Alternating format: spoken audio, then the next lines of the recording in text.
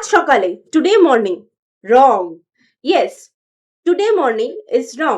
আজ সকালে মানে বলুন দিস মর্নিং। যদি আজকে রাতের কথা বলা হয় তাহলে not today night, it's tonight. যদি কালকের কথা বলি তাহলে টুমরো, অ্যান্ড যদি আগের দিনকার কথা বলি তাহলে ইয়েস্টারডে। সো যদি কালকের পরের দিন মানে পরশু দিনকার কথা বলি ইংলিশে কি বলবো? The day after tomorrow.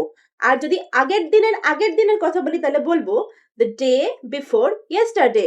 মধ্যরাতকে আমরা বলবো মিড নাইট, এবং বেলা 12টা বা দুপুর 12টাকে আমরা বলবো নুন। সিমিলারলি যখন সূর্য অস্ত যায় এবং সন্ধে নেমে আসে সেই সময়টাকে আমরা বলবো dusk.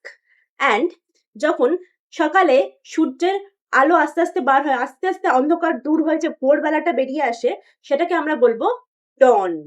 Now you tell me যে দুপুর 12টার পরের সময়কে আমরা কি বলবো? And don't forget to follow for more such spoken English tips.